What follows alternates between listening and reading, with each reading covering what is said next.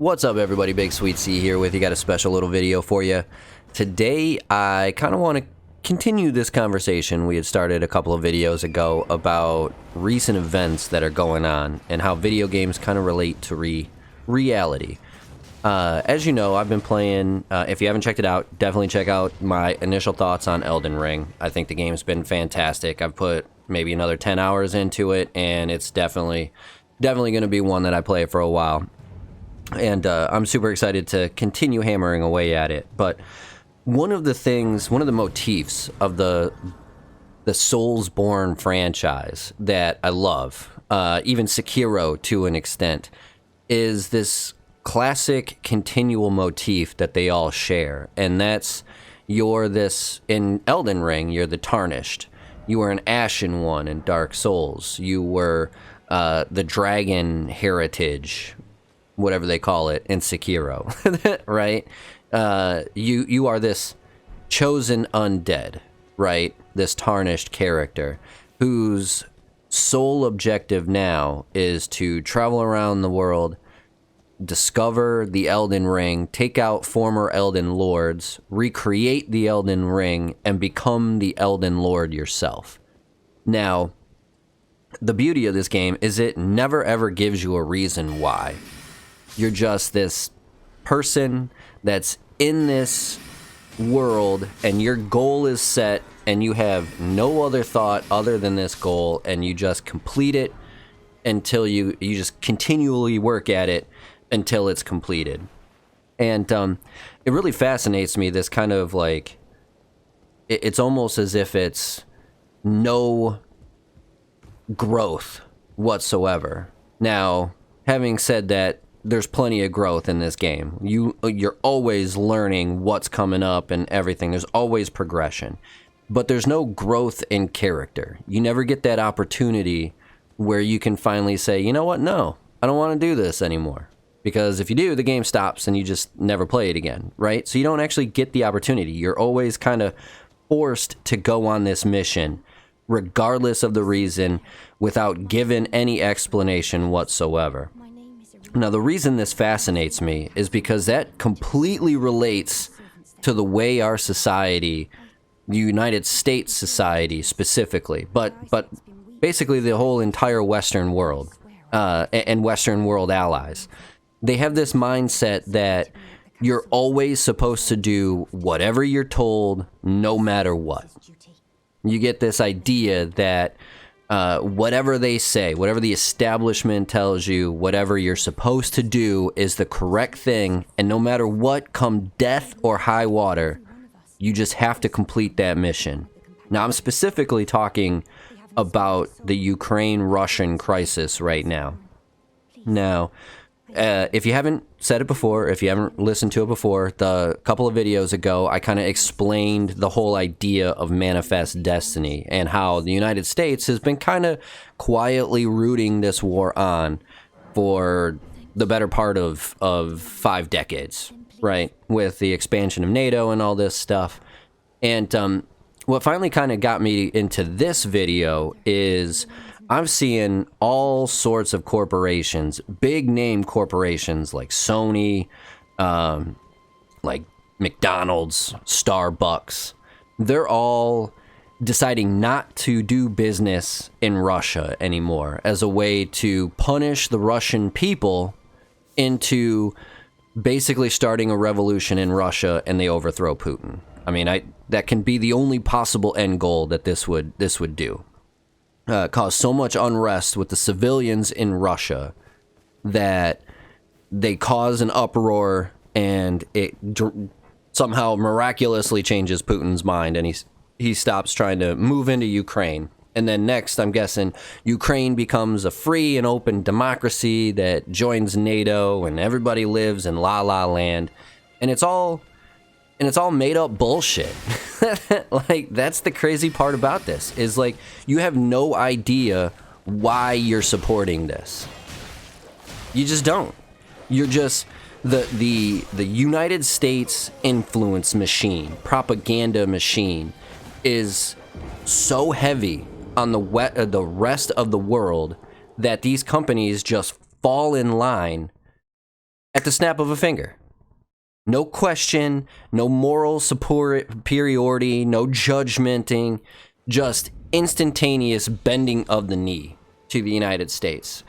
And it's very deliberately that, because if they really had moral ground here, the United States wouldn't be getting anything imported into this country for the better part of the last 50 years.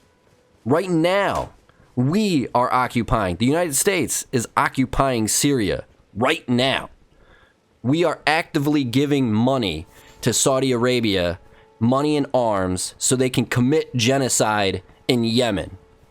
We are actively giving money and supporting arms to Israel so they can do apartheid in Palestine. There is no question who the leading world terrorists are. There's literally no question. So if you're telling me that all of a sudden Putin is this like grand mastermind, I'm gonna say that you're full of shit. Why didn't Sony stop selling to the United States when we invaded Iraq on the lie of weapons of mass destruction and then occupied that country for 20 years? Why is Sony still selling us products even though we are literally starving millions of children in Afghanistan as I say these words?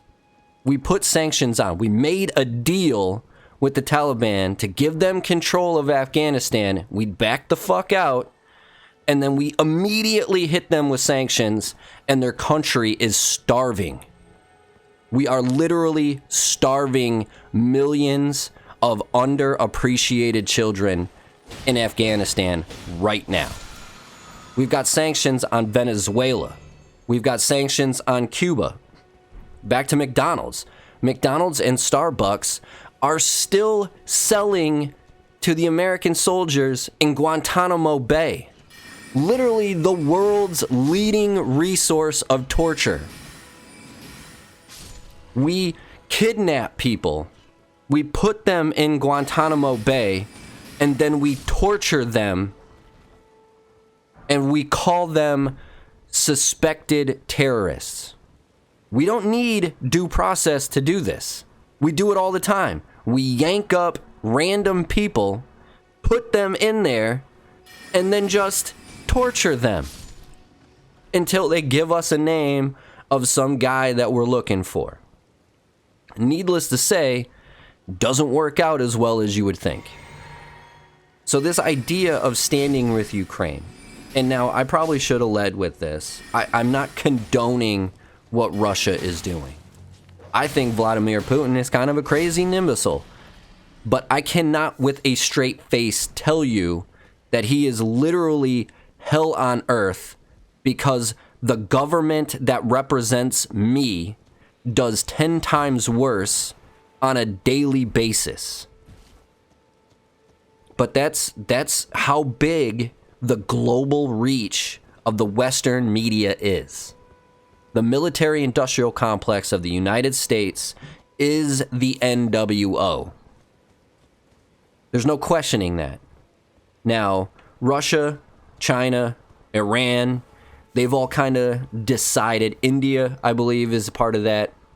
They've all kind of decided that they're going to maybe second guess what's going on. Russia and China specifically kind of have a little pact going on. And, I mean, I can't hate China for that. Because China knows the atrocities that we do. China in themselves are using slave labor to create Apple products. Apple is suing China to make sure they don't criminalize this slave labor used to make their Apple products. And the propaganda just continues. I saw an article today in Bloomberg talking about how Nicolas Maduro, first of all, we have never recognized Nicolas Maduro as the viable president of Venezuela. We have, and I say we as in the United States. The United States has always recognized this douchebag from the Bronx, probably, named Juan Guaido, who is very loyal and educated in America. And we want him to be president of Venezuela so he allows our American corporations to run amok in that country. So what did we do? Because Nicolas Maduro legitimately won the election, we sanctioned them. We are starving their people because they elected somebody that we don't like. But this Bloomberg article says, hey, now all of a sudden Nicolas Maduro might not be a bad guy because he's coming around to capitalism. No, the fuck he isn't. He has no reason. He's got all the leverage. The United States has decided that we're not going to import any more Russian oil or gas, and now we need oil and gas. Where the fuck do you think we're going to get it from? Iran's not going to give it to us. We've surrounded their country with military bases. We poke that bear every single day, talking about how we're going to topple the Hezbollah. Now again, I don't want this to seem like I'm taking the side of Vladimir Putin. I'm not. I'm just not taking the side of the United States government either. Because you're being lied to. You're being fed misinformation. You never hear about the part how Joe Biden and Barack Obama overthrew the democratically elected leader of Ukraine, who was more favorable to Russia, to put in Zelensky, who is a puppet to NATO. You never hear about the fact that Hunter Biden got a very lucrative job on the energy board of one of the most corrupt corporations in Ukraine for $80,000 a month with literally zero qualifications. Zero qualifications. He doesn't know anything about energy. He doesn't know anything about Ukraine. And he got this very lucrative spot because of the influence of America. It's no secret that Joe Biden has put in this confrontation for decades. And that's why Putin waited until he was in power and not Donald Trump. A lot of people speculate that Donald Trump might have actually pulled out of NATO. That could literally be the best thing that would happen for world peace if we just disbanded NATO altogether. This did not just happen all of a sudden. Putin did not wake up one day and decide, I'm going to go all Hitler. And that's kind of what makes me get like ponder this stuff, because the video games that we have are crazy reminiscent of the world. We literally go throughout our day, we turn the TV on, and we're told what to think, what to feel, how to act, how to be. And we just mindlessly walk that path.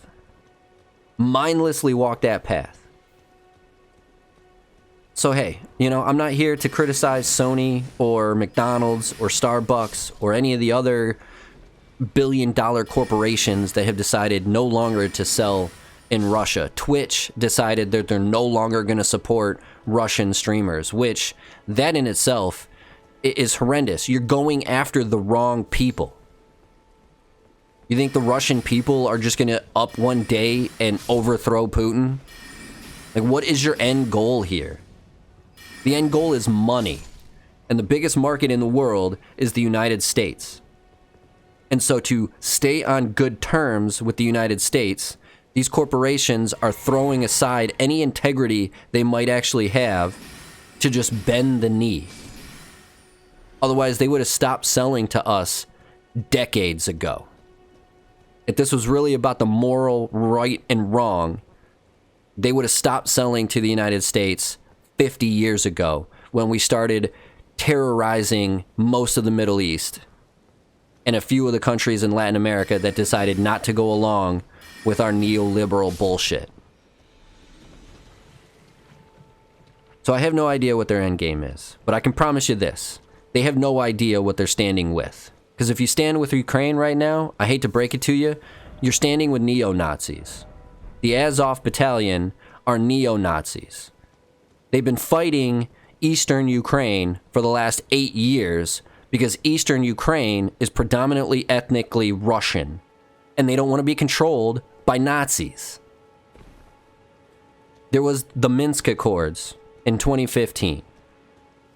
Russia, Ukraine sat down, decided, hey, you're not going to be a member of NATO, and you're going to recognize the Donbass as an independent entity. Not a separate country from Ukraine, but an independent entity. They're going to have autonomy themselves. NATO, specifically led by the United States, told Zelensky not to go with that plan. And we've been breaking that agreement since 2015. 14,000 people were killed in the Donbass in the last year. Predominantly ethnic Russians. You never hear this part of the story.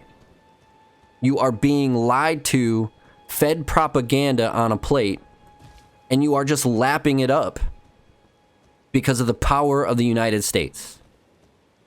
That is the New World Order. That is the beauty of the Soulsborne franchise, where you are this mindless worker bee. Because that's what they want. That's what the Western allies want. Mindless worker bees. People just smart enough to push the buttons and do the paperwork, but not smart enough to realize how you're getting a big red, white, and blue fist jammed up your ass every day. It's amazing how art replicates life. It's amazing how you can have art that depicts everyday life and people walk by it mindlessly like the zombies they are. So do yourself a favor. Think before you speak. Robert Reich put out a tweet. Russian oil is soaked in blood. Where do you think we get the fucking oil from? Saudi Arabia is literally committing genocide in Yemen right now. They are our biggest allies in the Middle East. Israel is committing apartheid in Palestine, taking land, enslaving their people. And it's done with our tax-paying dollars. So don't give me this bullshit that you stand with Ukraine, because you clearly don't know what you're standing for.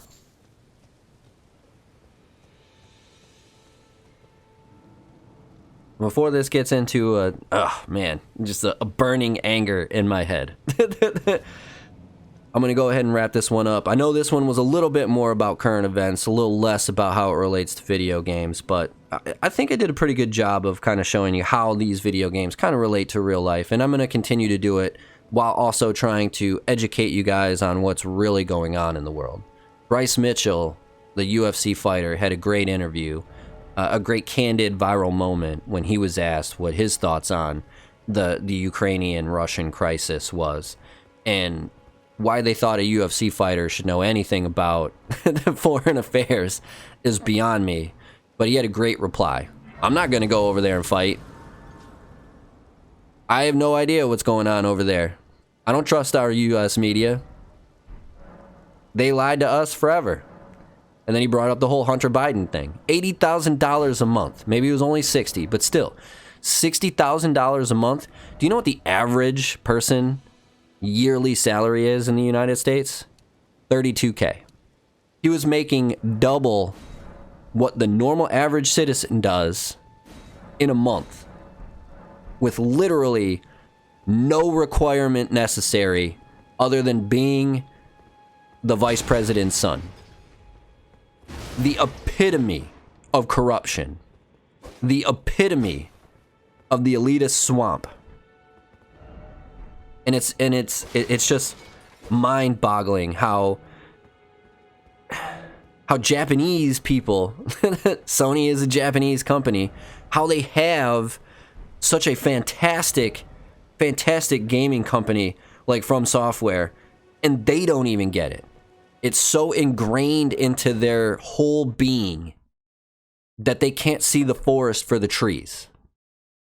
They would be the same people that couldn't walk and chew gum at the same time. But that is the brilliance of this game.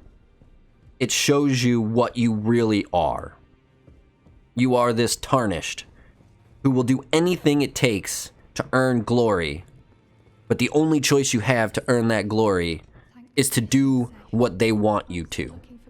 The people you meet along the journey. It's amazing. It's beautiful. And it is a beautiful game. Check out my initial thoughts. A lot of the early gripes with it were, in my opinion, a bunch of whiny dickheads that had never played a Soulsborne game before. Heard that it had an easy mode because journalism in the United States is shit. And were upset because they got an actual game. That's my opinion. And the game's only gotten better. But I did kind of want to bring this up because I've seen a lot of ridiculous nonsense. And it's critical that you guys, especially nowadays, it's critical that you guys think about this stuff. Not just from what you hear, but what you feel in your gut, what your friends say. Maybe don't listen to your friends. I have a lot of friends that are mindless zombies, and it's unfortunate. But if you did like what you heard here, please do me that favor. Hit that like, hit that notification bell, hit that comment section below. Let me know what you kind of want me to talk about. Is there an issue that you think I should bring up? And I'll find a way to relate it to you guys. Otherwise, we've got plenty of stuff coming up. I got to be at the tail end of Valhalla. So we'll see how that ends. We're just scratching the surface of Elden Ring. So I look forward to bringing much more of that. Look for a couple build videos in the future. And then like I keep saying, I got a bunch of other stuff. Metroid Dread, Life is Strange 3. I'm probably going to pick up Triangle Strategy. So we've got plenty of games coming up. So I hope you guys enjoy it. And look forward to more educational gaming videos. We'll say, because that's what I have to say to not get kicked off of YouTube. This is educational. Either way, that's going to do it for this one. BigSweetC, that's me. Wishing YouTube, that's you. Wonderful day, night, morning, afternoon, evening, whatever time of day it might be. Long as you're watching, I'm wishing you a wonderful watching time. If you are having a wonderful watching time, please do me that favor. Head on over to Instagram, Twitter, and Twitch. Follow me over there as well. And again, keep on keeping on by hitting that like button here. That's going to do it for this one. Sweetness, signing off. Peace.